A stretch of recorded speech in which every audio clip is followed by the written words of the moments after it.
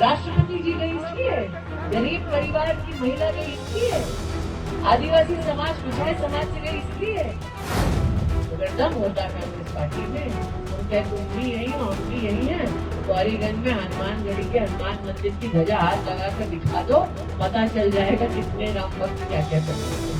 मैं वो सारे काम करूंगी और सबके सामने डंके की चोट करके कि चाय तक उस गेस्ट हाउस में नहीं पिलाई।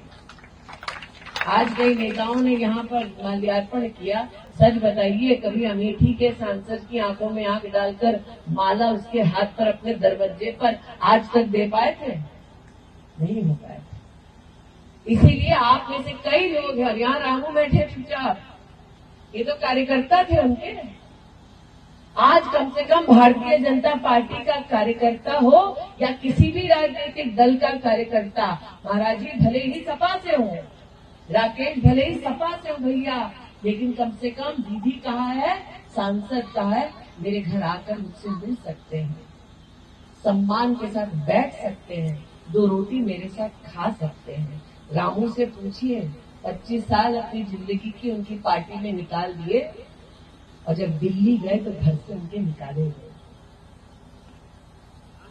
इसलिए आज आपसे कहने आई हूं, यहाँ कई पार्टी के लोग हैं, लेकिन ये लोग यहाँ पर इकट्ठे क्यों हुए? क्योंकि हम चाहते हैं, हम जानते हैं योगी की सरकार है, मोदी की सरकार आने वाली है, और यहाँ जीतने की थोड़ी भी गुंजाइश होती तो सेनापति उनका मैदान छोड़कर ना भागता। घर मेरा है गौरीगंज में, ना उनका था, ना अब है, ना कभी होगा। और इसीलिए आज, क्योंकि मैं स्वयं अब क्षेत्र की हूं, हमें पता है क्षेत्र में विकास करना है, तो हम सबको मिलकर सौहार्द की भूमिका में एक साथ रहना। और यहाँ पर पार्टी चाहे किसी की कोई क्यों ना हो, राम भक्त तो बहुत होंगे यहाँ, है कि नहीं है? है ना? उनकी पार्टी में तो ये हाल है कि अगर कोई राम मंदिर जाकर शीश झुका दे प्रभु के सामने तो पार्टी से निष्कासित कर देते हैं। आप बताइए, राम जी का मंदिर बनवाना कोई अपराध था? हमने 500 साल अपने धर्म के लिए धैर्य दिखाया, हमने सुप्रीम कोर्ट के निर्णय का पालन किया, सुप्रीम कोर्ट के निर्णय का इंतजार किया। सुप्रीम कोर्ट ने सभी पक्षों को सुना, सुप्रीम कोर्ट ने निर्णय दिया। अरे भैया, मैं तो अंसारी साहब की उदारता मानती हूँ, उन्होंने जिंदगी भर सुप्रीम कोर्ट में राम मंदिर की खिलाफत की, केस लड़ा, लेकिन केस का निर्णय आने के बाद प्राण प्रतिष्ठा समारोह में स्वयं अंसारी साहब पधारे। हमने किसी मंच से किसी धर्म का ना विरोध किया, ना अपमान किया, लेकिन वो हर मंच से हमारे धर्म का, हमारे आराध्य का अपमान करते हैं। अब कहा द्रौपदी मुर्मू जी, जो देश की राष्ट्रपति हैं, आदिवासी पिछड़े समाज से हैं, वो राम मंदिर के दर्शन करने चली गई, इन्होंने कह दिया ये शुद्धिकरण करवाएंगे। हम कहे क्यों? राष्ट्रपति जी गई इसलिए, गरीब परिवार की महिला गई इसलिए, आदिवासी समाज पिछड़े समाज से गई इसलिए। नहीं, राम लल्ला की भी शुद्धिकरण करवाएंगे। हमने कहा भैया थोड़ा हिंदू संस्कार सीखो, मंदिर में प्राण प्रतिष्ठा होती है, मतलब मूर्ति में प्रभु के प्राण विराजते हैं।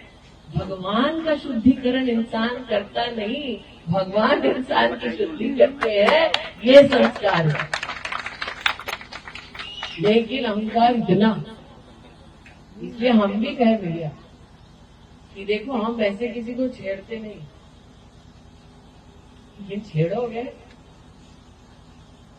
अगर दम होता कांग्रेस पार्टी में, हम कहे तुम भी यही हो, हम भी यही हैं।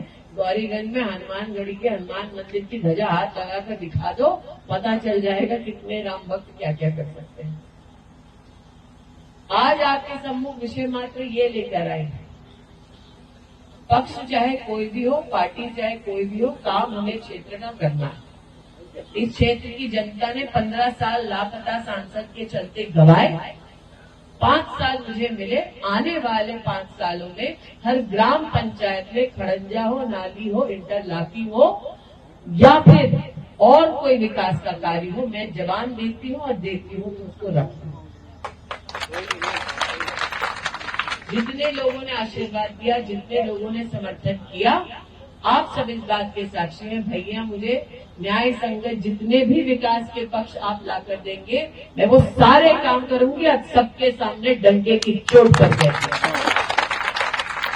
इस विश्वास के साथ कि क्षेत्र के विकास के लिए आप 20 तारीख को पोलिंग बूथ पर जाएंगे, कमल का बटन दबाएंगे।